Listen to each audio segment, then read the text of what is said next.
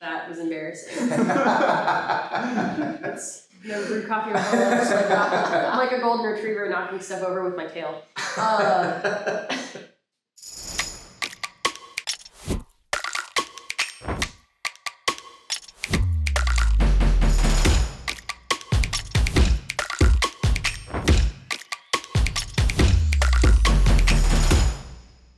Welcome back to another Fellow Drops Brew Guide video. Today we have Kevin from St. Frank, and we have a really special coffee that we want to talk about. This is their Honduras Las Nieblas right here, and I just kind of want to thank Kevin for being here. I think a lot of us would be really interested in hearing about what makes this coffee so special and hear about St. Frank as well. Yeah, thanks. It's a pleasure to be here.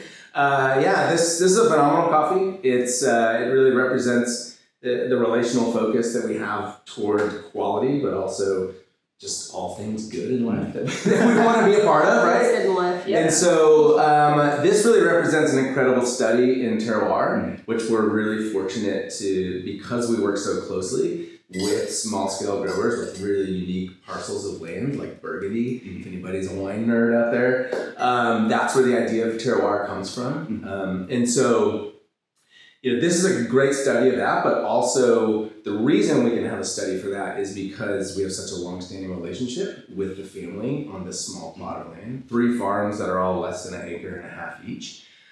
So really specific, really super focused.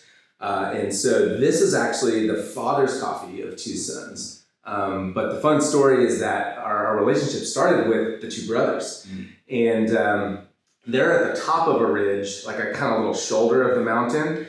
And then Ubaldo is on this steep kind of skirt that goes around those 2 farms. It's incredibly steep. And so the soil composition is different. The erosion, the rain drainage is different. So again, if I go back to the wine world, mountain, wine or fruit on steep slopes becomes a more structured, it's less voluptuous in its fruit, and it becomes a little more structured and maybe sometimes a little more angular.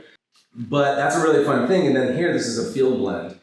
So you've got all these trees planted in the 80s of Pache, Pacamara, Pacas, Catuai, like all the plants you can imagine. So that's the coolest way to show also what terroir does. What does the land show through versus just the varietal selection? Right. Yeah. So how does all of that impact what we're going to taste in cup? Yeah. So what you get in this particular part of the world on this mountain is oftentimes these beautiful stone fruit, citrus. They can lean toward tropical. They can lean towards juicy. This isn't going to be juicy. This is going to go into more of like a drier aromatic. It's going to have fruit.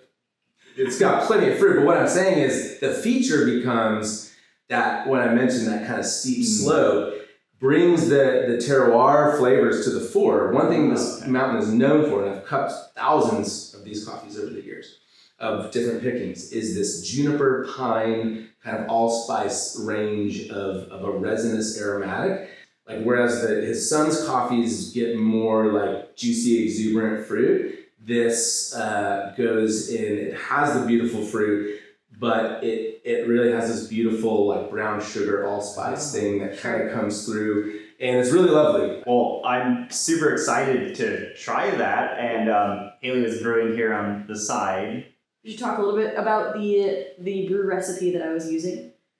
Suggested from Kevin from St. Frank. We used 24.5 grams in, so a little bit higher than our typical 22 gram dosage, but we also use 380 grams out, so it comes out to roughly, close to that 16:1 ratio. I ground on Ode with SSP at a 4, so suggesting Ode with standard burrs at somewhere between 2 and 3. Medium to medium fine is where I was leaning, but Kevin, you were saying earlier that this is really versatile coffee, so if you want to...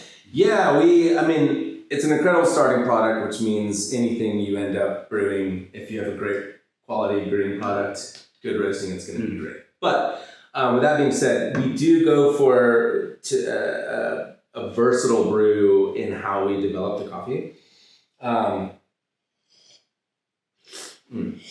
Yeah, that's fun. That's tasty. So basically what ends up happening, if you go finer on the grind, It's going to favor that allspice brown sugar Sure. aromatic, where it starts to pull a little bit more in the dry direction, pleasantly, not not astringent, like aromatic spice dry. Yeah, because I'm definitely getting that spicy, that like Exactly, of course the yes. allspice, like maybe a little anise somewhere in Yeah, there. Like yeah, super fun. And so again, that's something that's very unique to the terroir.